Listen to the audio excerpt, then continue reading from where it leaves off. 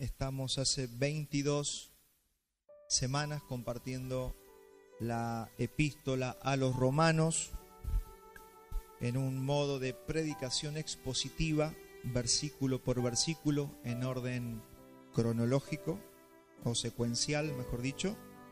Hoy nuestra palabra tiene un subtítulo porque seguimos en el capítulo 9. El subtítulo es Un misterio llamado Israel. Un misterio llamado Israel, y hoy que está tan de moda, ¿sí? La cultura judía en muchas naciones de la tierra. Sabemos también de muchos de nuestros hermanos que tienen una fuerte inclinación. Usted va a entrar a algunas iglesias y va a ver la bandera de Israel, y va a ver los candelabros, y vemos, hay una fuerte penetración de la cultura judaica en las iglesias. Todo eso tiene un porqué, necesitamos saber por qué está pasando eso. Y aquí Pablo va a empezar a traer luz, a echar luz sobre este asunto, así que vamos a hacer bien si prestamos atención a esto, que es un misterio llamado Israel. Yo considero que si no se entiende este misterio, no se puede entender el Evangelio.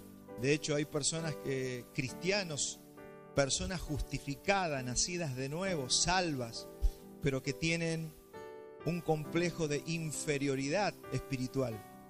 Y es creer que el pueblo de Dios está allá, ahí arriba de Egipto, al lado de Jordania, abajo de Siria, y allí está el pueblo de Dios. Y la gente piensa que ese es el pueblo de Dios. Cristianos diciendo que ese es el pueblo escogido de Dios, pero todo porque no se conoce el misterio llamado Israel. Y tener una revelación de ese misterio va a hacer que usted y yo no tengamos, si es que lo tenemos, a ese complejo de inferioridad, y nos posicionemos en la identidad que tenemos de ser el verdadero pueblo de Dios. Y ahí entra todo el conflicto por causa de no conocer este misterio. La semana pasada vimos Romanos 9 del 1 al 24. Hoy vamos a partir del 25. Seguimos en orden secuencial. Pablo nos viene hablando de la elección divina. Recuerde que el tema central de este capítulo es la elección divina, cómo Él elige, de qué manera elige, y estamos en el centro del huracán de ver por qué Dios elige a unos sí y a otros no los elige. Ese es un misterio también que tenemos que conocer. ¿Por qué Dios, dijimos, no es inclusivo como está de moda ahora, que los elija a todos y que los salve a todos? ¿Y por qué Dios no es así? Eso también lo explica la Biblia, y lo va a explicar, y lo está explicando en este capítulo que estamos viendo, capítulo 9. Pero como siempre hacemos, me vuelvo un poquito para atrás en este capítulo 9, me voy a volver al 13, 9:13, para hacer un enlace, enganchar, y que volvamos a seguir avanzando en este capítulo 9. Vamos a leer Romanos 9:13, para hacer un poquito de memoria de lo que vimos la semana pasada. Dice el apóstol Pablo, como está escrito, a Jacob amé, mas a Esaú aborrecí. ¿Qué pues diremos en la pregunta retórica que se hace aquí el apóstol Pablo? ¿Que hay injusticia en Dios? De ninguna manera, pues a Moisés dice, tendré misericordia del que yo tenga misericordia, y me compadeceré del que yo me compadezca. Se lo traduzco al argentino básico: yo hago lo que quiero. Eso es lo que Dios está diciendo. Yo hago lo que quiero, yo elijo a quien quiero, y no elijo a los que no quiero elegir. Sencillamente, después va a seguir diciendo, le dirá al vaso, al alfarero, qué es lo que estás haciendo. Toda esa explicación que Pablo nos está dando para que nosotros no cuestionemos a Dios y no tengamos un pensamiento de que Dios es injusto. Porque es pecado pensar que un Dios justo es injusto. Todas las veces que usted ha pensado que Dios es malo, que Dios es injusto, que Dios no hizo las cosas bien, usted pecó. Y de eso hay que arrepentirse y pedir perdón. Señor, he pensado que sos injusto. Imagínense, el Dios justo, el Dios todo amoroso, sus hijos diciéndole, Señor, sos malo. Y ahí nos vemos como esos niños, ¿no? Cuando la mamá o el papá los reta y el niñito llora, le dice, mamá, sos mala, te odio. Y gritan a veces y dicen esas cosas los niños. ¿Por qué? Porque no están entendiendo por qué su padre los está reprendiendo. Entonces, cuando no entendemos eso, nos vemos igual. Cada vez que usted se enoja con Dios, Cada vez que usted dice Dios es injusto, ¿por qué Dios no me da esto? ¿Por qué Dios no me da lo otro? Usted se está comportando como ese niño que llora y le está diciendo a su mamá o a su papá que es injusto o que son malos. Entonces, llegamos a la conclusión de que la causa es su soberana y perfecta elección. No hay otra explicación. Dios es soberano, es decir, hace lo que quiere, no hay nadie sobre Él. Y segundo, Él siempre elige perfectamente. Así que mire, ahora que usted ve que usted fue elegido para estar en Él, usted puede decir, Señor, sos perfecto, me elegiste a mí que no merecía nada. Pero ahí usted se pone contento. El problema es cuando usted no recibe algo que usted quiere.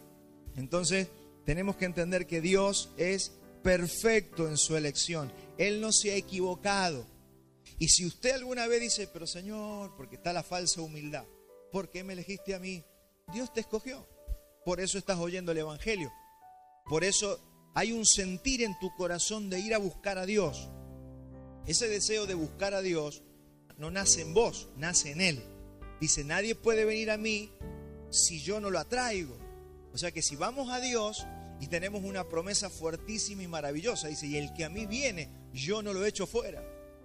Así que mire, si usted tiene hay algo en su corazón que usted ama a Dios, que usted quiere ir a Dios, usted ya tiene un buen indicio respecto de la justicia o de la justificación de Dios. Y es que eso está puesto por Dios en usted. Así que siga por ese camino, siga amando al Señor, siga queriendo buscar toda la profundidad del Evangelio, porque el Señor ha prometido que no nos va a echar fuera si nosotros vamos a Él. Y también entendimos que no hay ningún mérito humano que determine esa elección. Usted no fue llamado por Dios porque usted oraba mucho, porque usted quiere mucho, le gusta mucho la Biblia, porque usted tenía un corazón más bueno que el de sus vecinos. No. Al contrario, debe ser que teníamos un corazón peor que el de nuestros vecinos, peor el corazón nuestro que el de nuestros compañeros de la escuela, del peor de la familia seguramente éramos nosotros, y Dios nos escogió. Él dice, yo llamé lo vil y menospreciado, lo que nadie quería. ¿Y eso para qué lo hace el Señor? Para que se manifieste una gracia de Él, porque qué más gracia que elegir a alguien que no se lo merece. En realidad nadie se lo merece, pero nosotros éramos lo peor de lo peor. Si usted se acuerda de su vida antes de conocer al Señor, usted y yo éramos lo peor de lo peor. Y no nos da vergüenza decirlo, porque eso glorifica a Dios. Porque si usted de alguna manera ha mejorado un poquito, ha sido por la gracia de Dios y no porque usted sea bueno. Así que por eso es tan importante entender el Evangelio. Y el versículo 24 dice, a los cuales también ha llamado, esto es, a nosotros, no solo de los judíos, sino también de los gentiles. Y aquí yo preparé una imagen para que podamos empezar a graficar cómo es esto de este misterio. Recuerda que estamos viendo un misterio, el misterio llamado Israel. Ese misterio se tiene que revelar a nuestras vidas. Entonces esto es simplemente para que entendamos que Pablo aquí nos va a hablar de por qué Dios ha escogido a una parte de los judíos para formar su pueblo celestial, su iglesia, su cuerpo, pero también ha escogido un grupo de personas de los gentiles. Todos saben acá lo que son los gentiles. Gentiles eran los que no son judíos. El mundo antiguo, y según la Biblia, se dividía entre los judíos y todo el resto. Los judíos tenían ese complejo de ser el ombligo del mundo. Ellos creían que eran de hecho fueron un pueblo escogido por Dios en el Antiguo Testamento, pero para un propósito final, que era que viniera el Mesías. Entonces ellos tenían ese pensamiento. Somos los judíos y los gentiles, es decir, el resto de las naciones. Y aquí lo que Pablo nos va a explicar es que de los judíos y de las naciones, el Señor ha escogido un grupo de ambos pueblos para formar un pueblo especial, una iglesia que es su cuerpo. Eso es lo que el Señor ha hecho. Y acá está el misterio, estamos en el medio de este misterio que tenemos que conocer. Así que lo que está resaltando Pablo es, ¿por qué nos está diciendo tanto y hace el énfasis en Israel? ¿Y por qué va a hablar tanto de los gentiles? Y algunos dicen, bueno, pero nosotros ¿qué tenemos que ver con los judíos? Acá lo que Pablo quiere dejar bien en claro y que la iglesia también tiene que tener en claro es que el plan de Dios no ha fracasado.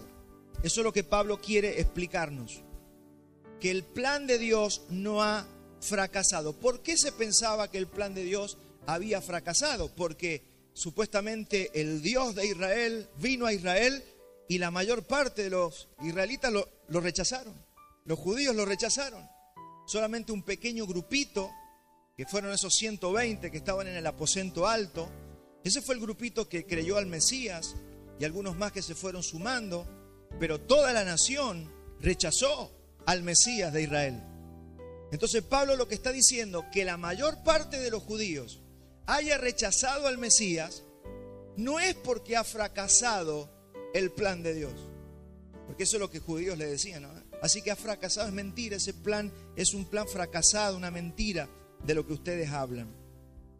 Entonces Pablo está estableciendo, y lo que quiere decir es que es el plan que se pensó desde el principio y que se está llevando a cabo al pie de la letra, que no hay sombra de variación en lo que un Dios soberano y perfecto ha determinado que ocurra, y que Dios no ha sido sorprendido por el resultado, porque Él lo que escogió lo va a salvar. No es que Dios escogió a algunos y le dijeron que no, y bueno, vamos a rellenar con gentiles. Eso es lo que Pablo quiere decir. No estamos rellenando con gentiles. Me rechazaron los judíos, la mayoría, así que bueno, ahora que vengan los gentiles para quedar bien. No, Dios no está haciendo eso. Y Pablo se va a meter en las profecías del Antiguo Testamento para explicar este asunto. Porque él lo que está haciendo es explicar el plan de Dios. Ese fue el plan desde el principio. Es decir, Él ha elegido a quienes Él ha querido escoger, y el plan ha salido a la perfección, y está saliendo a la perfección. Y usted dice, sí, pero ¿cómo me cuesta todo? Está saliendo a la perfección. Sí, pero yo estoy sufriendo y yo siento que se me han pasado los años y yo quería servir al Señor. Está saliendo a la perfección. A Dios no se le escapa la liebre. A Dios no se le escapa la tortuga. Dios hace todo lo que quiere hacer. Él es soberano, Él es perfecto. Él no se equivoca en su elección. Y esto es lo que hay que afirmar en nuestro corazón. Porque a veces pensamos que Dios está trabajando en el mundo y yo estoy fuera. Usted, si ha sido llamado por el Señor, usted no está fuera. Todo lo que está pasando por una causa y por un propósito. Por eso todas las cosas nos ayudan a bien a aquellos que hemos sido llamados conforme a su propósito. Tienes que sanar tu identidad. Deja de creerte menos y deja de ser como los judíos que se creen más. Por eso que dice, que cada uno tenga de sí el concepto normal que tiene que tener de sí mismo. No tenga un concepto más alto, no tenga un complejo de inferioridad espiritual, gócese cada día, porque esa aflicción viene para tratar con su vida, porque ese azote viene para tratar con nuestras vidas, para llevarnos a donde Él ya ha determinado llevarnos. Esto está hablando del propósito de Dios. Mire, comúnmente, mire Moisés, yo voy a liberar al pueblo, y fue y quería con un palo, mató a un egipcio, 40 años allá con el suegro, aguantándose al suegro en Madián, con Jetro. Me imagino lo que habrá pasado por la cabeza de Moisés. Listo, ya Dios me desechó, ya Dios no me quiere. Jetro no era creyente, pero sin embargo, al ser madianita le dio una lección. Le enseñó cómo liderar, le enseñó un montón de cosas. Yo me imagino lo que pasó por 40 años en la mente de Moisés. Y cuando ya se le habían bajado todos los humos a Moisés, Dios le dice, bueno, ahora vení que te voy a usar. Porque ese es el objetivo, así va a terminar el mensaje de esta mañana. El objetivo es que usted y su humanidad dejen de molestar. Que usted y yo dejemos de intervenir en lo que Dios está haciendo. Por eso se tiene que cumplir lo que dice Pablo. Ya no vivo yo, mas Cristo vive en mí. Se tiene que cumplir eso, pero eso necesitamos un proceso, porque nosotros somos muy de meternos. Nosotros somos muy de querer participar nosotros. Todavía no aprendemos el Padre Nuestro. Imagínense, Padre, pero hágase tu voluntad, no la mía. Así tenemos que orar todos los días. Pero ¿cómo ora la mayoría de los cristianos? Pero Señor, yo quiero esto, y yo quiero que me des esto, y yo quiero que pase esto. Ahí está el problema. Necesitas a tu suegro el madianita. Necesitas irte con Jetro. Y nuestro Jetro puede estar en cualquier lugar. El patrón, el vecino, el marido, la mujer, los hijos, el pastor, los hermanos de la iglesia. Yo no sé cuál será tu Jetro, pero Dios está trabajando con nuestras vidas porque quiere limarnos en ese carácter que siempre anda molestando en el propósito de Dios y se anda queriendo aparecer. Entonces ahí Pablo, para explicar y seguir explicando todo esto, se va a ir a las profecías del Antiguo Testamento. Fíjese por qué Pablo hace estas cosas. Es tremendo, es maravilloso. Entonces Pablo se va a profecías que se dijeron 800 años antes de que naciera Cristo. ¿Para qué? Para que entendamos esto que estamos diciendo. 800 años antes ya Dios había profetizado. Veo que el que avisa no traiciona. Dice el dicho, el que avisa no traiciona. O sea, lo que Pablo va a decir al irse a las profecías, señores, no está rellenando con gentiles. Él ya lo dijo 800 años antes de que él iba a llamar a los gentiles. Ya lo había profetizado, ya lo había dicho. Romanos 9:25 dice, como también en Oseas dice, llamaré pueblo mío al que no era mi pueblo y a la no amada, amada. Está trayendo una profecía de hace 800 años del profeta Oseas. En el lugar donde se les dijo, vosotros no sois pueblo mío, allí serán llamados hijos del Dios viviente. Entonces vamos a entender cómo Pablo trae esta profecía a sus días y la interpreta correctamente, porque ese fue el trabajo apostólico.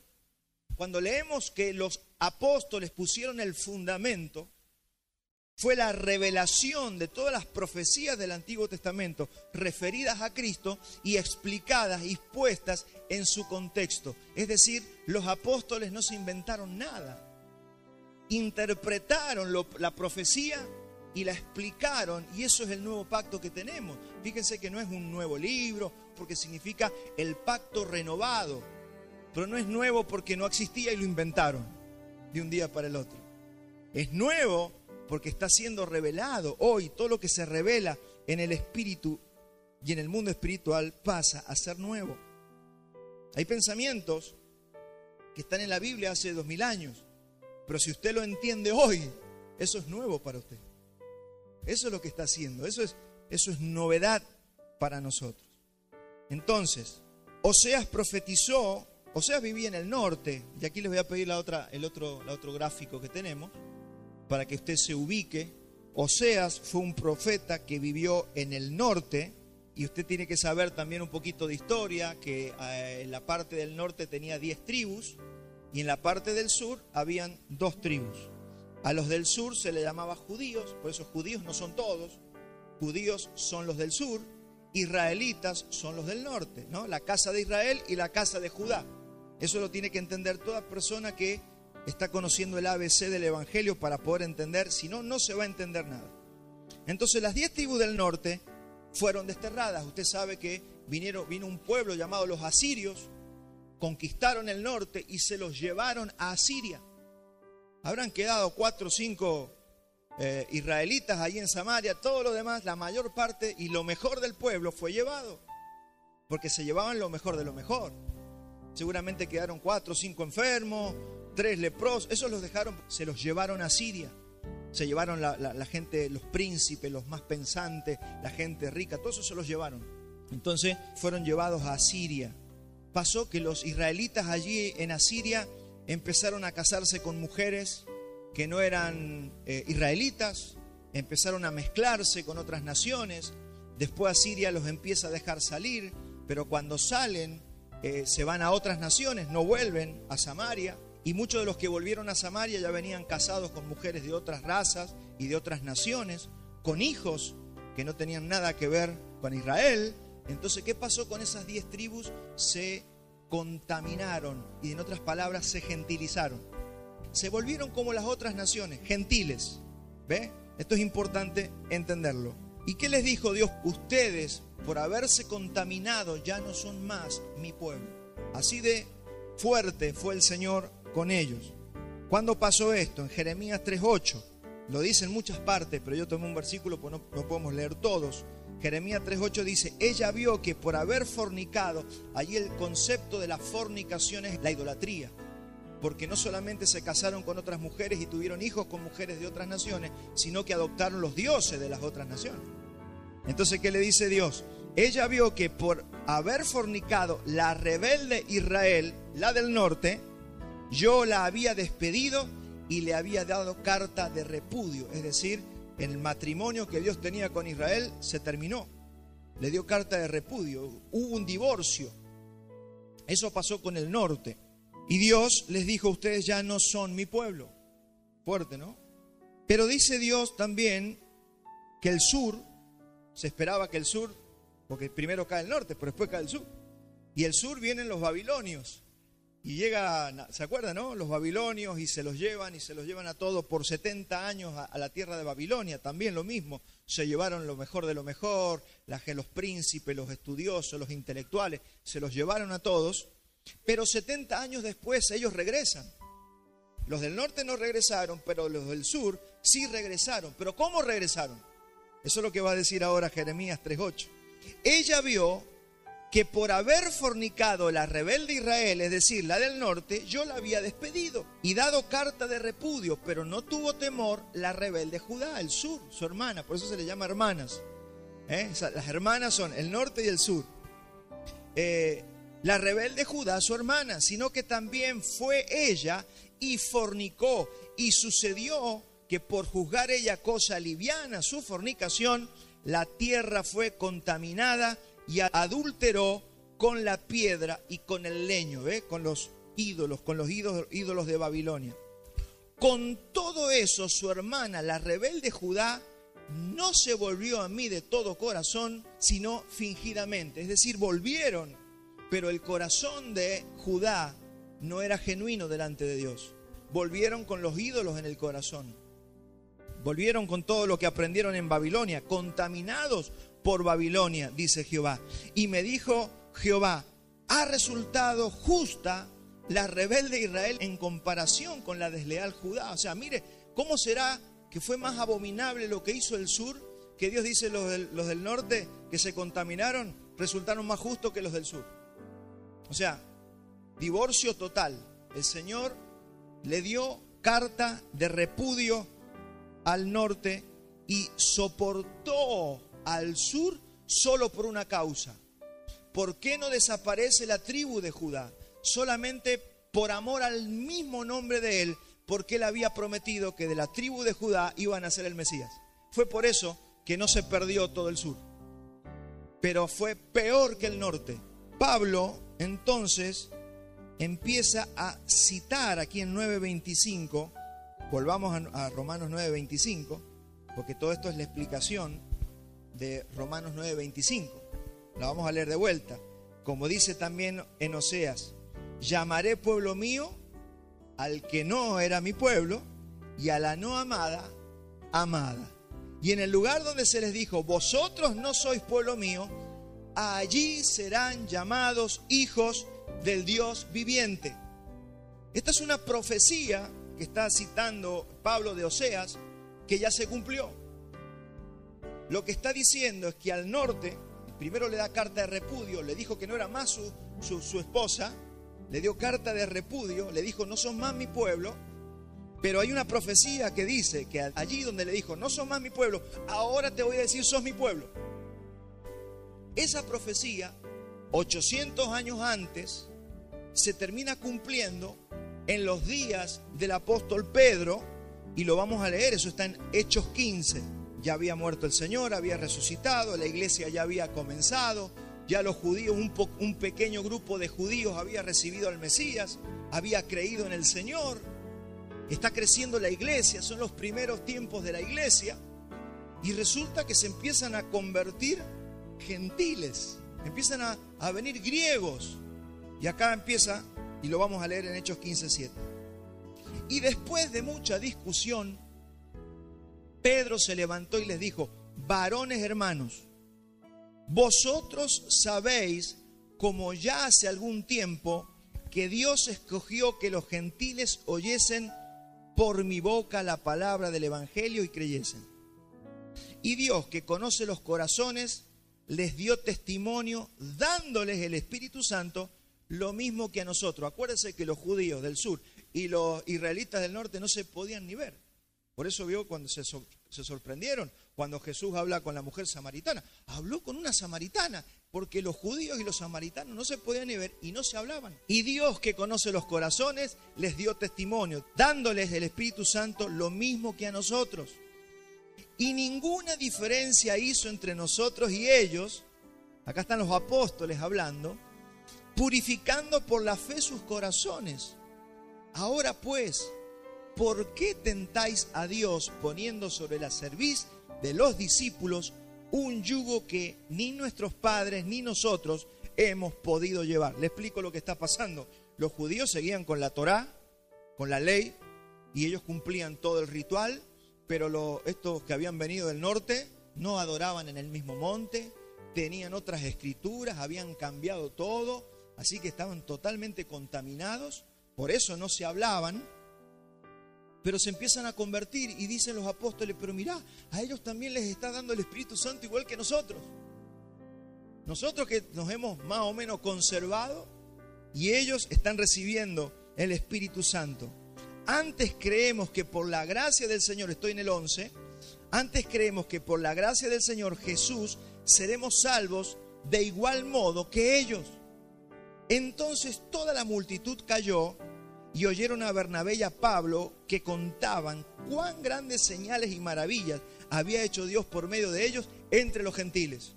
Ya hasta milagros estaban pasando entre los gentiles, entre los que venían hablaban griego. Imagínense para un judío que otro hable griego, no querían saber nada con gente hablando en griego. Y cuando ellos callaron, Jacobo respondió diciendo: varones hermanos, oídme. Simón ha contado cómo Dios visitó por primera vez a los gentiles para tomar de ellos pueblo para su nombre. Se estaba cumpliendo que Dios les había dicho, no son más mi pueblo. A ellos y allí donde les dijo, no son mi pueblo, ahora les va a decir, ahora son pueblo. Se está cumpliendo una profecía frente a nuestros ojos. Y Pablo está diciendo que esto es un misterio. Y la iglesia de hoy tiene que conocer este misterio, si no, no va a entender el evangelio. Por eso pasa lo que yo dije al principio. Esa falta de identidad que tienen los cristianos, creyendo que el pueblo de Dios son los que viven al lado del mar Mediterráneo. Hermanos, eso no es el pueblo de Dios. Acá está el misterio que nos revela cuál es el pueblo de Dios. Y lo vamos a leer en Efesios 3:3. Dice Pablo en Efesios 3:3, que por revelación me fue declarado el misterio. Ahí lo está diciendo. Y nos lo va a compartir a nosotros. Me fue declarado el misterio, como antes se los he escrito brevemente. Leyendo, por favor lean. Eso es lo que está diciendo. Leyendo. Lean mis cartas. Lean las profecías del Antiguo Testamento para que puedan entender. Si no hay lectura, no hay comprensión del misterio. Misterio no es algo imposible. Misterio es algo que está escondido para que usted y yo lo podamos descubrir. Leyendo lo cual podéis entender cuál sea mi conocimiento en el misterio de Cristo. Misterio que en otras generaciones no se dio a conocer a los hijos de los hombres, como ahora es revelado a sus santos apóstoles y profetas por el Espíritu. ¿Cuál es ese misterio? Lo va a decir ahora.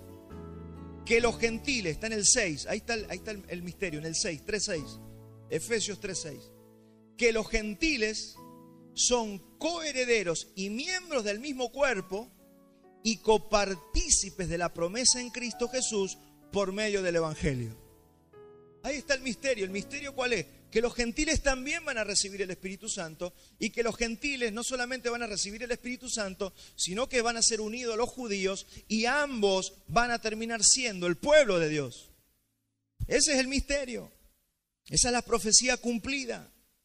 Ustedes no son pueblo, pero ahora, a ustedes que yo les dije que no son pueblo, ahora yo les digo, ustedes son pueblo. ¿Y por qué Pablo está hablando de esto?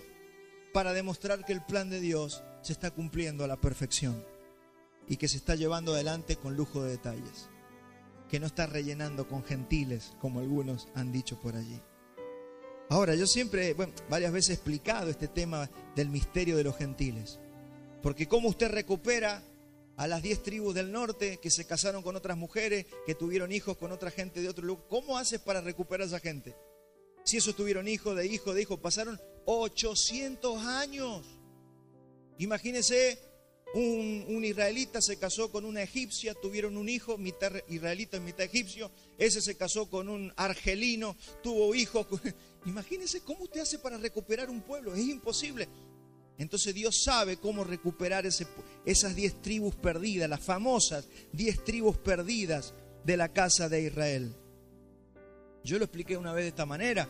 Si usted tiene 10 litros de agua pura, purificada, que usted la hizo pasar por el purificador, y usted va pasando con un balde de esos 10 litros de agua pura, y usted va pasando por al lado de una piscina que tiene agua sucia, usted se tropieza, se le cae el balde y se le pierden esos 10 litros dentro de la piscina con agua sucia. La pregunta es, ¿cómo usted hace para recuperar a esos 10 litros? Se mezclaron. Ahora, si yo trato de purificar toda la piscina, entonces yo voy a recuperar. Y ahora, ¿qué quiero decirte para que usted entienda el misterio de Dios? Es que ese tropezón y esos 10 litros que se cayeron en una piscina es la excusa de Dios para salvar multitudes, para salvar a los gentiles. Esa fue la excusa de Dios. Entonces legalmente Él puede recuperar a esas 10 tribus. ¿Cómo? Llamando a los gentiles, llamando a una multitud de los gentiles. Y eso es lo que Dios está haciendo para poder recuperar.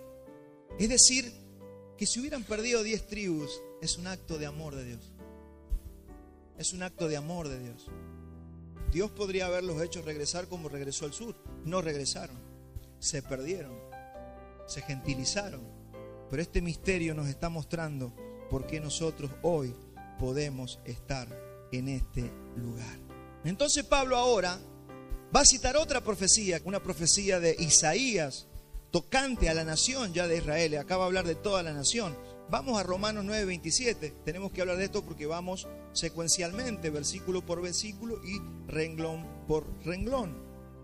Y dice el 9:27, también Isaías clama tocante a Israel. Si fuese el número de los hijos de Israel como la arena del mar, tan solo el remanente será salvo. Porque el Señor ejecutará su sentencia sobre la tierra en justicia y con prontitud, como antes lo dijo Isaías: si el Señor de los ejércitos no nos hubiera dejado descendencia, como Sodoma habríamos venido a ser y como Gomorra seríamos semejantes. Lo que Pablo está diciendo, también trayendo a memoria al profeta, en otras palabras, que si el Señor no hubiera diseñado este plan perfecto, todo Israel hubiera terminado como Sodoma y Gomorra. ¿Usted sabe cómo terminó Sodoma y Gomorra? Quemados con fuego. Así terminó Sodoma y Gomorra. Entonces la gracia de Dios de apartar una porción de los judíos y llamar a los gentiles y formar un pueblo para Él, es un acto de gracia para que el Israel de Dios no desaparezca. Y entiéndase Israel de Dios como el concepto del pueblo de Dios. Entonces, lo que nosotros no tenemos que hacer, ni los predicadores, ninguno de nosotros, es suavizar los pasajes. A veces tenemos temor de decir lo que Dios hace. Tenemos temor, vio que nosotros a veces humanizamos a Dios.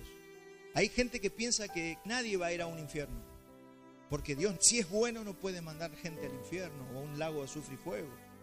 Esos son pensamientos humanos. Hay un lago de azufre y fuego, mi hermano. Hay perdición eterna. Hay gente que va a ser condenada por toda una eternidad. Y nosotros no tenemos que suavizar el mensaje de Dios. Anímese a predicar todo el mensaje completo del Señor. Porque a veces lo mutilamos porque nos volvemos humanistas. Y nosotros tenemos que hablar. Si hay que hablar del diablo, hable del diablo. No le dé vergüenza hablar del diablo. Si tiene que hablar del infierno, hable del infierno. Si tiene que hablar del lago de azufre y fuego, hable de la gente que va a ser condenada por toda una eternidad. Hable, prediquemos. Imagínense, yo he escuchado de pastores que no quieren mencionar el infierno, no quieren mencionar la perdición eterna, porque se puede ofender la gente o no va a venir a la iglesia. Yo escuché así, mire, no, la gente sufre tanto allá afuera, que cuando viene a la reunión hay que animarla, hay que motivarla. Mire cómo se ha vuelto humanista la iglesia. Y mutilamos el mensaje y no le decimos a la gente toda la verdad. Usted y yo tenemos que oír el mensaje de que si nosotros no venimos a Cristo, o no queremos o no tenemos ninguna intención de venir al Señor, es porque seguramente no estamos en la fe. Molesta ese versículo. Examínense ustedes mismos si están en la fe. Examínense si tienen un corazón que odia al mundo y ama al Señor. Porque si tengo un corazón que ama a este mundo, que ama el pecado, que anhela las cosas del pecado, entonces yo tengo que entender que yo no he recibido la salvación de Dios. Tengo que conocerme, tengo que examinarme. Y los pastores tenemos que decirle a la gente lo mismo, que si no aman al Señor, que por más que estén en una iglesia, si todavía aman las cosas de este mundo, puede que esté la posibilidad de que usted no haya recibido la salvación de Dios.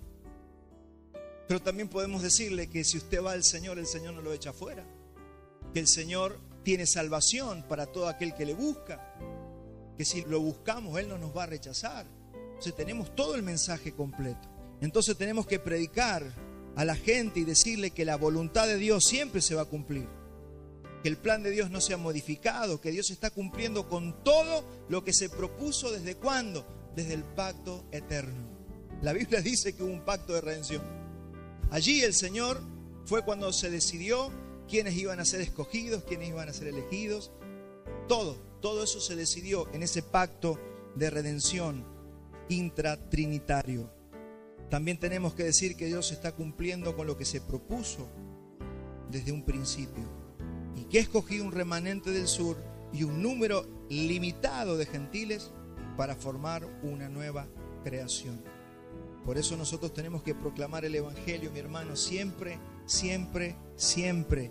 Que el Señor tendrá misericordia de quien Él quiere tener misericordia y Él endurece a quien quiere endurecer. ¿Y quién de nosotros le dirá, Señor, qué estás haciendo? Siempre nuestra respuesta tiene que ser, sea el nombre del Señor bendecido. Sí, pero ¿por qué ese pariente mío no se salvó hoy? Sea el nombre del Señor bendecido. Nosotros no podemos cuestionar la elección soberana de nuestro Dios. En resumen, el Señor eligió parte de su pueblo, de los gentiles, y parte de su pueblo, de los judíos, para formar lo que hoy somos, su pueblo, el verdadero Israel de Dios. No tenga miedo de llamarse el Israel de Dios. Usted y yo somos el verdadero Israel de Dios. Somos su pueblo. No hay dos pueblos, hay uno solo, compuesto de ex judíos y de ex gentiles, de estos dos pueblos donde el Señor está formando y está trabajando con nosotros cada día. Eso lo vamos a ver en Efesios 2:15, donde el apóstol Pablo lo afirma aún más.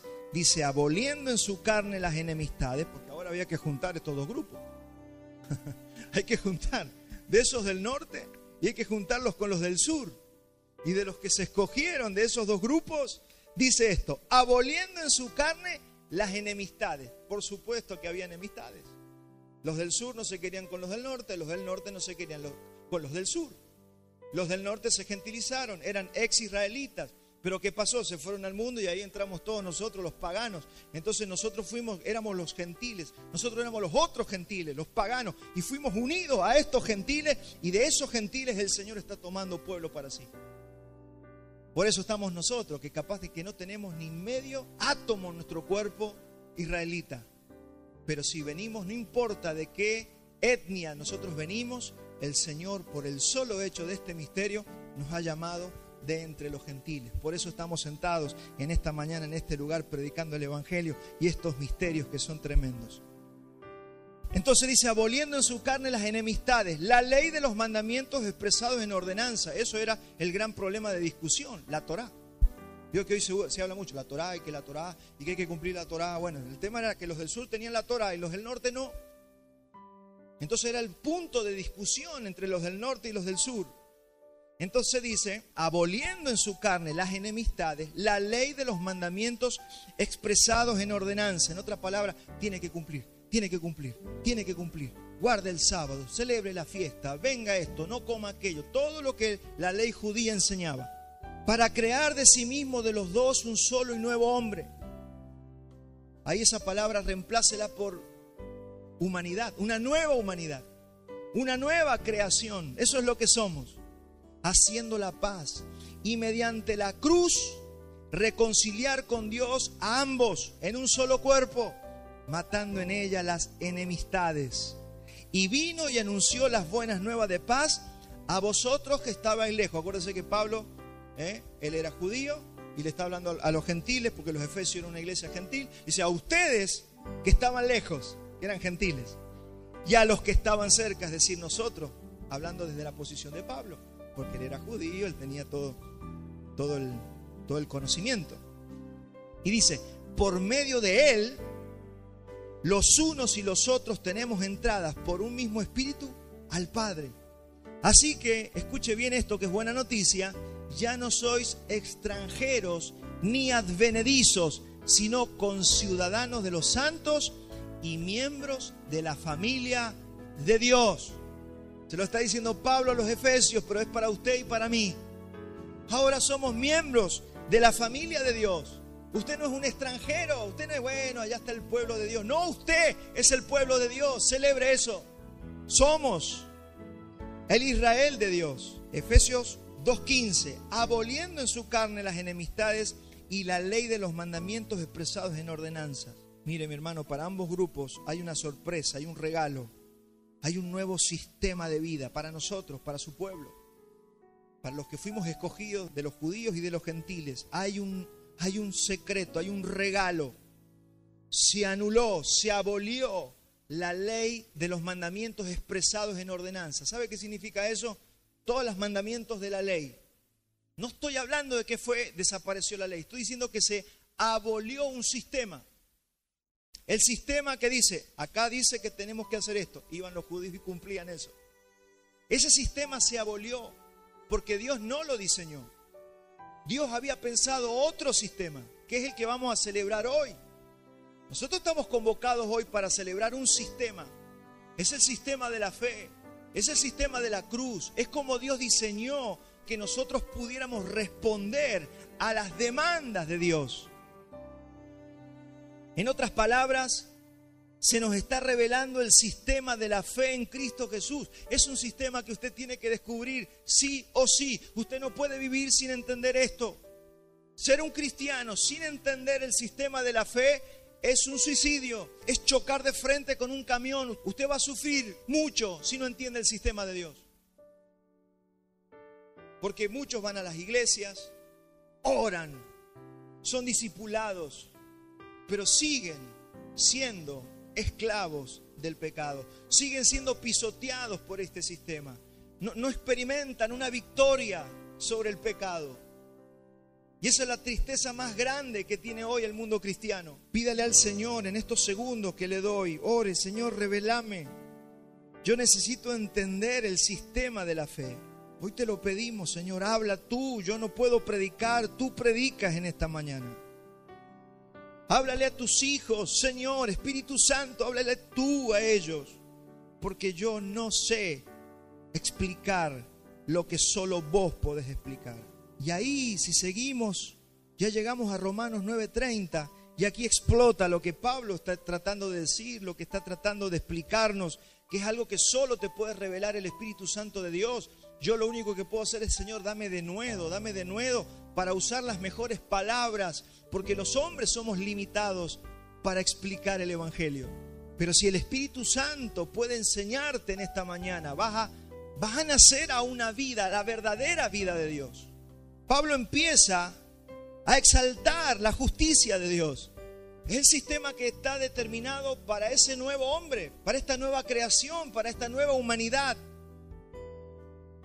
Y Pablo lo empieza a gritar, yo me lo imagino Pablo gritando esta verdad en Romanos 9:30. ¿Qué pues diremos? Que los gentiles que no iban tras la justicia, acuérdese que es la justicia de Dios. El proceder recto, Dios es recto, Dios procede recto y nunca se equivoca. ¿Y qué es ir tras la justicia? Que nosotros queremos ser como Él. Ser un hombre justo es un hombre que camina como Dios camina. Ser justo significa que yo puedo ser santo como Dios es santo, porque Él también nos demanda, sean santos, porque yo soy santo. No es que Él es santo y yo más o menos como soy, ando por la tierra, yo tengo permiso de ser mediocre. No es así. Usted fue llamado para ser como su Padre. Usted fue llamado para ser santo como Dios es santo. Todo lo que es de ahí para abajo no es santidad. Claro, como hoy las iglesias, no, la gente te baja, bueno, usted ha escuchado eso, todos tenemos nuestros piojitos, todos tenemos nuestras cositas oscuras, todos tenemos nuestros pecaditos. Hermano, eso es rebajar el evangelio. Fuimos llamados a vivir en la santidad que Dios vive, pero tenemos que entender el misterio, que es Cristo en nosotros, la esperanza de gloria. Por eso sí podemos vivir la pureza y la santidad de Dios, porque es Él operando a través de nosotros y nosotros diciendo, ya no vivo yo. Pero esto no te lo puedo enseñar intelectualmente. Usted y yo tenemos que orar para que se nos revele el sistema de Dios. Porque nos podemos pasar 20, 30 años en el cristianismo sin entender este misterio del que estamos hablando. ¿Qué pues diremos? Que los gentiles que no iban tras la justicia de Dios, porque se habían gentilizado, porque se habían apartado de Dios, no buscaban a Dios. Dice, han alcanzado la justicia, es decir, la justicia que es por la fe. Tenemos que hacer el contrapunto. Recién dijimos, mandamientos, usted tiene que hacer esto, y usted iba y lo hacía. Dios dice, eso yo nunca lo establecí así, yo permití eso, ¿para qué? Para que ustedes se dieran cuenta que necesitan otro sistema. Porque con ese viejo sistema ustedes no pueden alcanzar la santidad que es en Dios. Y acá lo explica, dice, más Israel, ahí Israel es toda la nación. Más Israel, que iba tras una ley de justicia, no la alcanzó. ¿Por qué? Porque iban tras ella no por fe, sino como por obras de la ley. Hay que cumplir, hay que cumplir. Hay que cumplir 613 mandamientos, te decían los judíos. Tiene que cumplir los 613. No se puede. Usted no puede, yo no puedo, nadie pudo. Como está escrito. Ahí dice, fíjese, iban por ella no por fe, sino como por obras de la ley, pues tropezaron en la piedra de tropiezo. ¿Quién es la piedra de tropiezo? Cristo. El mismo Cristo servía para salvación, pero también servía para tropiezo de otros. ¿Por qué? Porque no querían aceptar este sistema de fe. Les parece como, no, hay que fajarse para cumplir la ley. Ese era el pensamiento. Como está escrito, dice Pablo aquí. He aquí pongo en Sión piedra de tropiezo y roca de caída. El que creyere en él no será avergonzado. Hoy tenemos que nacer. Si es que no has nacido, capaz que sí, ya lo has entendido, estás viviendo en este sistema maravilloso de fe, que vos te levantás a la mañana y decís, Señor, yo no sé ser mamá, vos podés ser mamá a través de mí por el Espíritu Santo y vas a ser una buena madre. Yo no sé trabajar, pero si vos me das la fuerza, vos vas a poder trabajar en mi trabajo. Cada vez que te levantas a la mañana, tienes que orar para que la gracia de Dios te fortalezca, para que sea el Señor siendo tu sabiduría, tu redención, tu sabiduría. Dice que Él fue hecho por nosotros, sabiduría, redención, justificación, todo fue hecho por nosotros. Y yo tengo que aprender este sistema de que Él sea en mí y yo no molestar más. Por eso dice, niégate, toma tu cruz y niégate cada día. Este es el secreto de la fe. Lo vamos a explicar con todas las palabras posibles, de muchas maneras, hasta que lo entendamos. Porque si no, yo no puedo celebrar la mesa del Señor. ¿Cómo voy a celebrar la mesa del Señor? ¿Qué celebro? No sé, ahí toman un pancito, toman un vinito. Está bueno, yo siento paz, dicen algunos. No, usted tiene que entender qué estamos haciendo. Usted tiene que saber que hoy se congrega para que junto con todos sus hermanos podamos celebrar lo que pasó en esa cruz con el partimiento del cuerpo y el derramamiento de la sangre de Cristo. Porque ese cuerpo partido y esa sangre es la que hoy nos da la potencia para que Él sea en mí. Y yo no tenga que interferir y molestar y meter la cuchara en ninguna situación de la vida. Pasa que esto toca directamente el orgullo del hombre. Al hombre no le gusta que le digamos, usted no sirve para Dios. Yo no sirvo. Y cuando digo yo, me refiero a la vida de mi alma. Yo cuando Jesús dice que quiera salvar su vida, la perderá, pero el que pierda su vida, la ganará. Se está refiriendo a tu vida, la vida de tu alma, de tus emociones, de tus razonamientos humanos. de todo lo que vos querés opinar, de tu voluntad. Por eso la oración correcta es: no se haga mi voluntad, sino la tuya, Padre. Recibí el mensaje que te lleva a la cruz tuya, la que tienes que tomar cada día y negarte para que el Señor pueda manifestarse. Porque si no, serás lo que dijimos la semana pasada, esa semilla con un potencial de vida dentro, pero solo sin llevar fruto. Y yo los puse, dice el Señor, para que ustedes lleven mucho fruto y sea mi nombre así glorificado. Porque Dios no se glorifica porque usted levanta la mano un domingo y diga gloria a Dios, gloria a Dios. No, Dios se glorifica cuando usted empieza a dejar que el Espíritu Santo, es decir, el Espíritu de Cristo que está en usted, empiece a ser mamá, a ser papá, a ser empleado, a ser patrón, a ser discípulo, a ser discipulador. Vio que hay discípulos que son cocoritos, no les gusta que le digan nada. ¿Se imagina Jesús siendo discípulo, hijo de su Padre? Dice la Biblia que era delicado, obediente hasta la muerte de cruz. Hoy a usted, a algunos discípulos, le dice algo y ya usted nota la tensión, no se le puede decir nada a nadie. ¿Qué es eso? Esa es nuestra carne. Eso es lo que tiene que morir. Y el que creyere no será avergonzado. El Señor nos ha escogido para regalarnos su justicia. Es un regalo a través de la fe. Su justicia es un regalo para vos. Su proceder recto es un regalo para vos. Dios me regala su justicia, su proceder, para que Él sea en mí y Él sea el mejor marido, la mejor mujer, el mejor vecino, el mejor empleado. ¿Dónde está tu cambio? ¿Sabe que hemos reemplazado? Ese cambio lo hemos querido reemplazar por adoctrinamiento. Yo lo puedo hacer que se siente derecho, yo lo puedo hacer que se pare, yo lo puedo hacer pintar una pared, pero la pregunta es si es el Espíritu Santo, no si yo se lo estoy haciendo hacer. Nosotros adoctrinamos a la gente. Hay padres que quieren adoctrinar a sus hijos y son así hasta que cumplen 15, 16, 17 y ya se les van. ¿Por qué? Porque no es el Espíritu, es la doctrina humana. ¿Y qué tenemos que hacer nosotros? Tenemos que asegurarnos de que nuestros hijos estén en la fe. Porque si nos aseguramos de que ellos han ido a Cristo, Cristo los ha recibido, entonces el Espíritu Santo, por más que anden un tiempito rebelde, por más que anden para allá y para acá, ya tienen el Espíritu Santo. Y el Espíritu Santo nos ha prometido por la palabra, dice, aquel que llamó va a ser fiel en terminar esa obra. Y empiece a llevarlo al Señor, sea discipulador de sus hijos. No esté esperando que el pastor le enseñe el Evangelio. Usted le tiene que enseñar el Evangelio en su casa. Y para enseñar el Evangelio, usted, sea papá o sea mamá, tiene que conocer el Evangelio. Enséñele esto, porque acá está la clave para nuestros días. Y esa justicia, hermanos, es gratuita, es solo por la fe. No tiene que hacer los rituales de Semana Santa, no tiene que andar lacerándose, no tiene que ir de rodilla al Calvario, es por la fe. Vengan gratuitamente a beber del agua de la vida. Es tan grande el mensaje que a veces no lo creemos. ¿Cómo es esto? ¿Cómo se hace, pastor? Es creyendo en la obra que ya fue consumada. ¿La fe en qué? En lo que Él hizo en la cruz. El sistema que usó Israel fue tratando de agradar a Dios, tratando de cumplir los mandamientos de la ley, tratando de hacer esto, tratando de hacer lo otro. Y esa fue la piedra de tropiezo para Israel, en la que también nosotros podemos tropezar en nuestra santificación.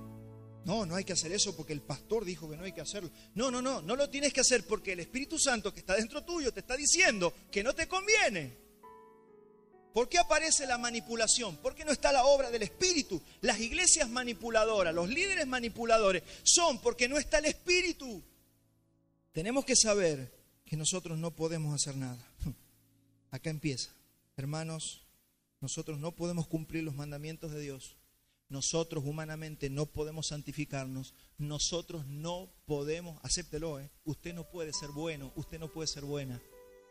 Acéptelo, por favor, porque usted lo ha intentado, pero usted no puede. Usted no puede criar, mamá, usted no puede criar a sus hijos. No saben cómo se hace.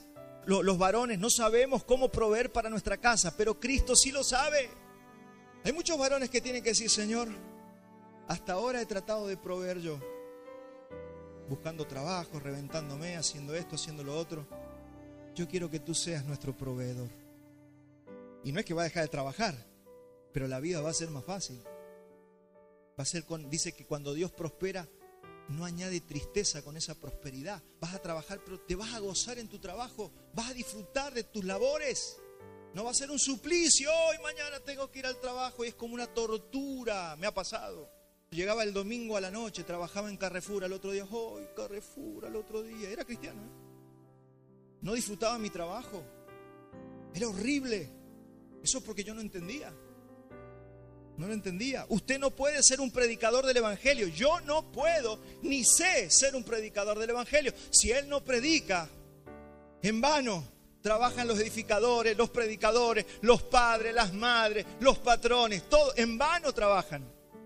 No solamente para los edificadores, es para todo.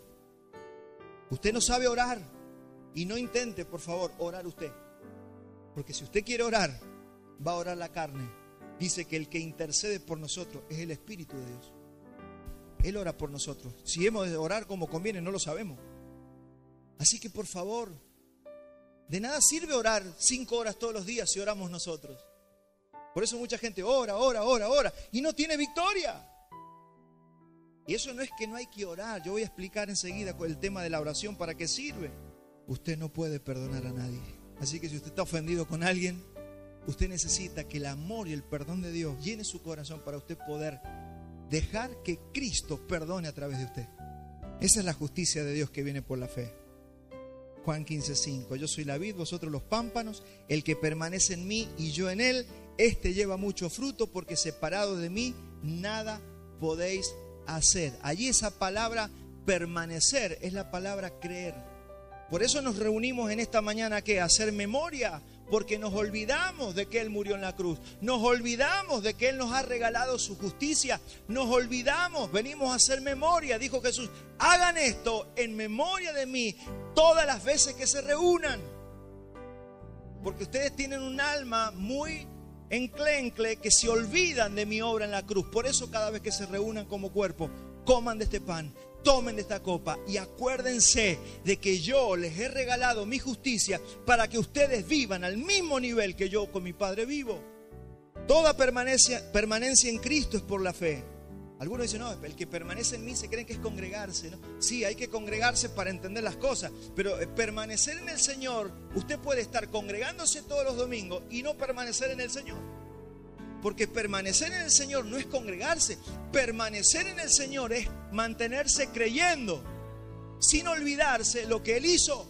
Estábamos los varones reunidos el martes pasado y me gustó lo que dijo Dani Garro. Dijo, algo he dejado. Yo noté esa frase. Algo, cuando no estamos pudiendo es porque algo dejamos de creer.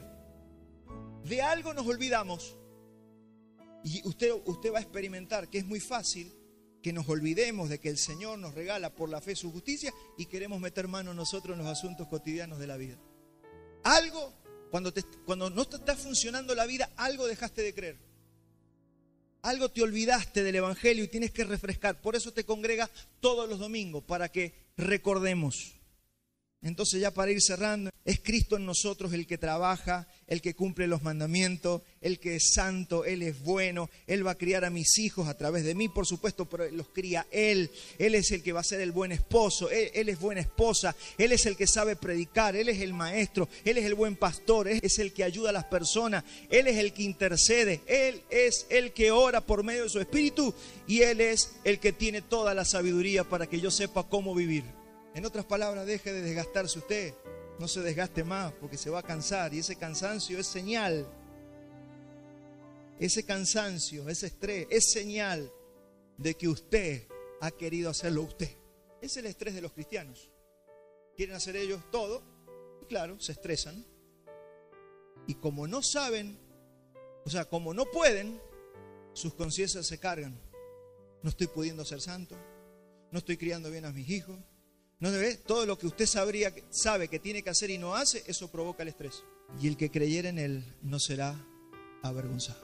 El que creyera en Él no será avergonzado. Usted tiene una sola responsabilidad, y con esto empiezo a terminar. Usted tiene una sola responsabilidad, y esa responsabilidad es creerle a Dios. Ahora, para poder creerle a Dios necesitamos la oración. ¿Por qué necesito la oración? Porque a través de la oración yo empiezo a orar, y cuando yo empiezo a orar ocurren tres cosas. Anótelas porque son importantísimas de entender. Cuando yo oro, soy iluminado o alumbrado, como a usted más le gusta, como Pablo dice, alumbra los ojos de nuestro entendimiento. Cuando yo oro, soy alumbrado. Cuando yo soy alumbrado, ¿qué pasa? Hay una revelación. Usted sabe que la luz revela cosas. La revelación es el resultado de la luz. Hay una luz especial para revelar las fotos, los rollos de la fotografía. Hay una luz especial que revela lo que estaba allí en ese rollo. Entonces yo necesito orar para tener luz. Cuando soy alumbrado hay revelación. Y solo cuando hay revelación, eso que se me revela se transforma en la vida de Cristo en mí. Yo cuando decimos tiene que ser por vida, no tiene que ser por intelecto, tiene que ser por vida. A ver, ¿cómo usted va a criar a sus hijos? Usted puede hacerlo de dos maneras, con su intelecto o por vida. Un padre que quiere criar a sus hijos por intelecto sabe lo que está bien, le dice lo que tienen que hacer, pero los hijos no lo hacen. ¿Sabe por qué? Porque no hay vida, hay solo intelecto, hay solo órdenes, hay solo tú tienes que hacer esto es lo que dice la Biblia, y vamos ahí, queremos cambiar a la gente y somos así de judíos, porque así querían los judíos cambiar a la sociedad. Cumpla. ¿Vio cómo nos toca de cerca todo lo que estamos viendo? Ahora, cuando los padres oran, son alumbrados, cuando la luz de Cristo viene y nos revela el Evangelio, podemos a través de la vida de Cristo discipular a nuestros hijos. Y así con todas las cosas. Entonces tenemos como dos canales, ¿no? Uno que sale de la mente y un canal que sale de la vida y del corazón del espíritu. Digo corazón no como alma, sino corazón como el espíritu del ser humano. Si no hay vida, olvídese. No hay discipulado, no hay iglesia, no hay hijos, no hay nada. De la misma manera usted puede trabajar, fajarse trabajando y tener plata. Otra cosa es la prosperidad de Dios. Es diferente. ¿Cuántos dicen amén? Así que renuncie a ganarse el favor de Dios por medio de las obras y decida ganarse la justicia de Dios por medio de la fe. La iglesia de los Corintios es un ejemplo clarísimo de lo que estamos hablando. Según Pablo, los hermanos de Corintio habían sido santificados. No traje los versículos, anótelo y usted después lo lee. En 2 Corintios 1:2. Eran templo del Espíritu Santo, 6:19.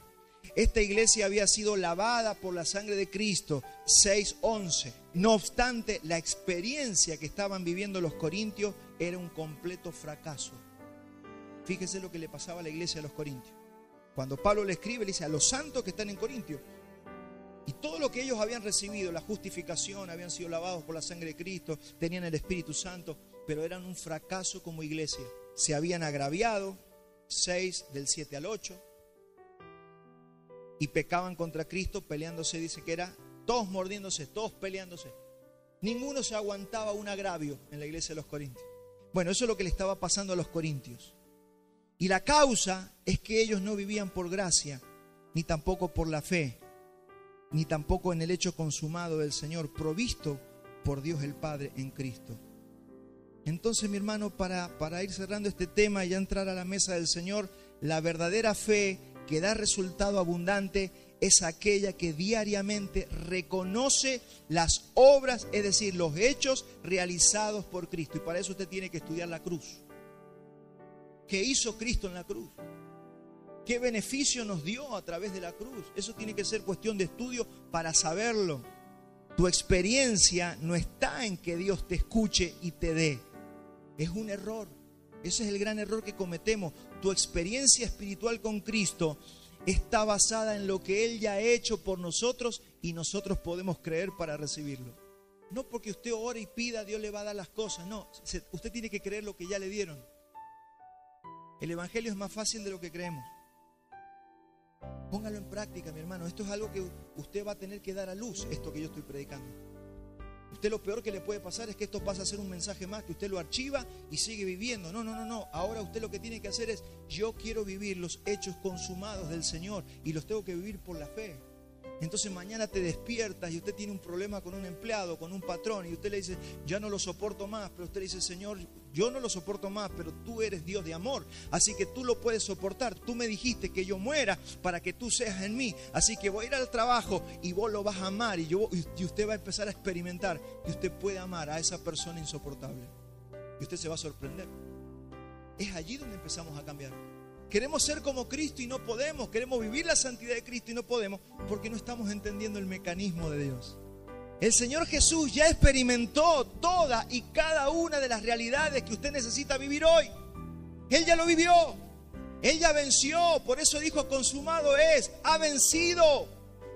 Nosotros lo celebramos todos los días, pero el mundo hoy se acuerda de la resurrección. La resurrección de Cristo nos dio a los verdaderos cristianos esa victoria, todo lo que Él ganó en la cruz.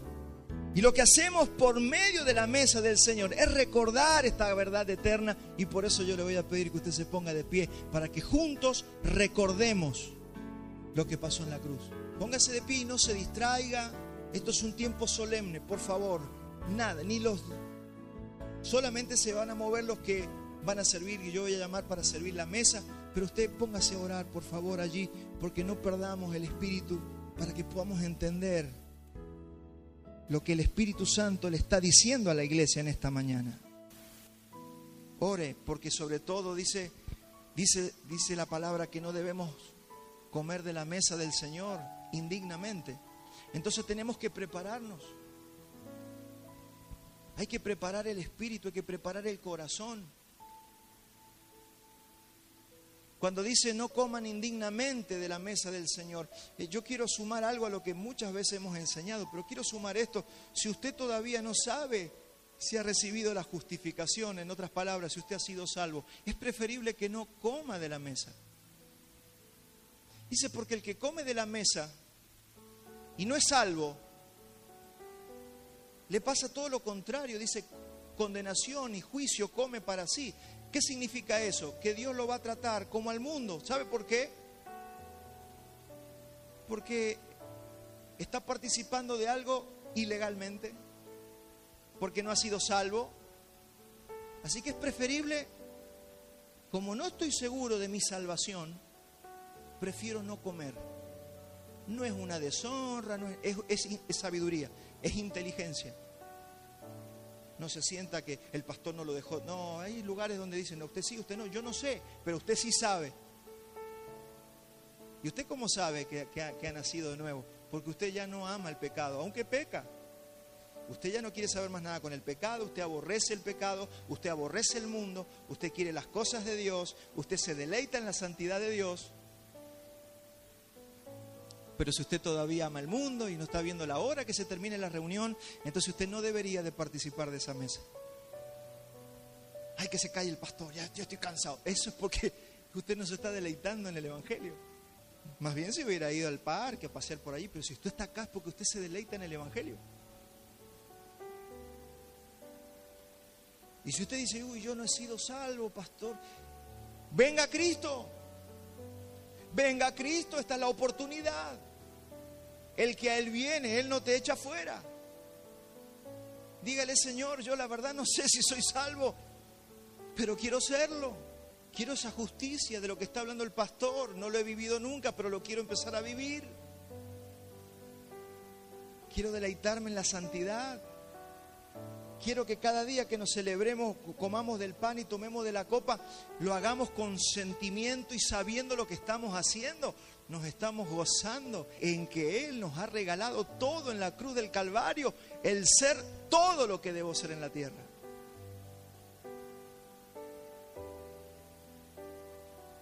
Esto es eterno, pero mi hermano, hay que vivir la tierra, y en la tierra se vive por fe. La justicia de Dios es lo más precioso que nosotros tenemos. Su santidad nos ha sido regalada. Su sabiduría nos ha sido regalada. Voy a pedir a Fabián que nos ayude a repartir. Fabiancito, si puede pasar, por favor. David, si nos puede ayudar. Luis Dupans, si nos puede ayudar. Alberto, ¿nos ayuda? creo que hay algo más para repartir. José, Leye, ¿nos ayuda? Por favor. Mientras usted sigue orando, reciba los elementos y siga orando, seguimos orando. Asegúrese de que nuestro corazón está bien con las personas. Acuérdese de esa persona que a usted le cuesta amar en esta mañana. Y ahora, a partir de ahora, deje de soportarla y empiece a pedirle al Señor que el Señor la ame a través de usted. Pida eso. Señor, esta persona me cuesta soportarla, pero es porque yo la he querido amar. Y mi viejo hombre está viciado, conforme a deseos engañosos. La naturaleza o los rezagos de la vieja naturaleza, lo único que hacen es odiar, aborrecer. Esa es la carne. Pero si Cristo está en nosotros, vamos a experimentar un amor, que es el amor de Dios. Para amar primeramente a Dios, para amar a la gente, también que usted se ame, en el sentido de tirarse abajo. Simplemente tenga el concepto justo que usted tiene que tener. Así que ese pedacito de pan que tenemos nos hace acordar del cuerpo de Cristo, que fue partido. Él fue avergonzado, Él fue humillado, Él recibió el dolor, la muerte en su propio cuerpo. Mire lo que dice 2 Corintios 8:9. Porque ya conocéis la gracia de nuestro Señor Jesucristo, que por amor a vosotros se hizo pobre, siendo rico, para que vosotros con su pobreza fueseis enriquecidos. Eso te tiene que hacer acordar el pan. La vergüenza, la humillación, la derrota, el dolor y la muerte que Él soportó en la cruz, viene para que usted pueda recibir todo lo contrario. Mire, mi hermano, Cristo venció. ¿Cuántos saben que Cristo venció? Ese hecho divino que Él hizo en la cruz, toda su experiencia, su victoria, se hace nuestra experiencia por medio de la fe. Crea, mi hermano, y usted va a vivir la victoria de Cristo. Voy a repetir eso. Crea y usted va a vivir la victoria de Cristo. Ore de esta manera: mire, Señor, todo lo que ganaste en la cruz me pertenece. Me has dado tus riquezas. Entonces, tu experiencia ahora es mía. Quiero pedirte que tu experiencia se vuelva mi experiencia.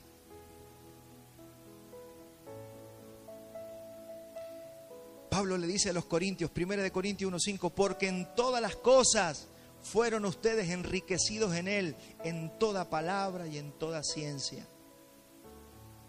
Bendito sea el nombre del Señor.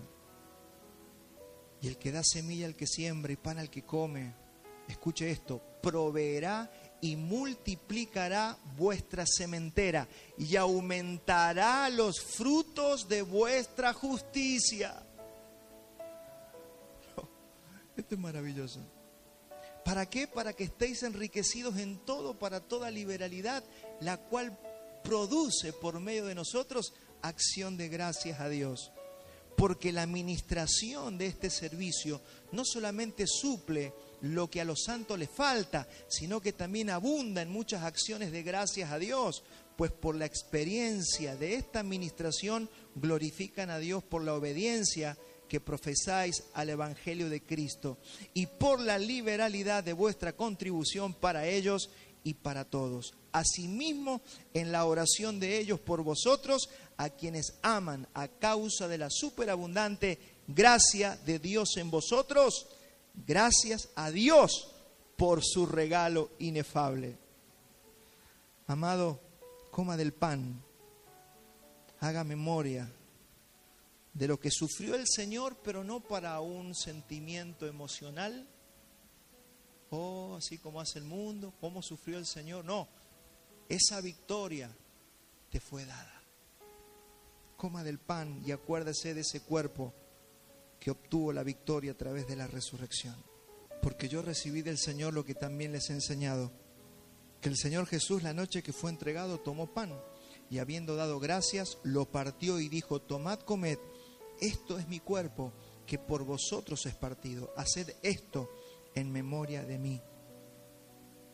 Asimismo, tomó también la copa después de haber cenado, diciendo: esta copa es el nuevo pacto en mi sangre. haced esto todas las veces que la bebiereis, en memoria de mí. Así pues, todas las veces que comiereis este pan y bebiereis esta copa, la muerte del Señor anunciáis hasta que Él venga. Tome de la copa, sabiendo que la sangre que fue derramada ya perdonó todos tus pecados. No solamente eso, limpió tu conciencia. Entonces ahora puedes andar de limpia conciencia, porque lo que traba la fe es la mala conciencia. Cuando usted anda de limpia conciencia, usted tiene una fe fuerte. Cuando usted anda de mala conciencia, se debilita la fe. ¿Qué tengo que hacer cuando mi conciencia está debilitada porque siente que hay pecado? Confieso mi pecado y clamo declarando que la sangre de Cristo ya perdonó todos mis pecados. ¿Sabe qué hace eso? Le tapa la boca al acusador. El acusador solo busca una cosa: debilitar tu fe. ¿Sabe para qué? Y no es que usted sea tan importante. El acusador quiere debilitar tu fe para que en vos no se manifieste el Cristo que queremos expresar en la tierra. Ese es todo el objetivo del diablo. El importante no es Walter. Walter no sirve. El problema es que si Walter entiende, va a manifestar a Cristo. Y lo que el diablo no quiere es que se manifieste Cristo. Porque donde se manifiesta Cristo, las tinieblas retroceden. ¿Cuántos están entendiendo el Evangelio? Termino diciéndote esto. El Espíritu Santo no realiza ningún hecho en beneficio nuestro. Él simplemente hace real y práctico en nuestras vidas todo lo que ya ha sido logrado por Cristo Jesús en la cruz. Vamos a terminar adorando al Señor. Si nos acompaña multimedia, adoramos al Rey. Ministre al Señor con gozo. Estamos en buen tiempo. Adore al Rey. Adore al Señor, levante sus manos, que haya rostros de gozo en esta mañana, adorando al Señor por lo que Él ha hecho. Ministre al Señor, dele gracias por la cruz.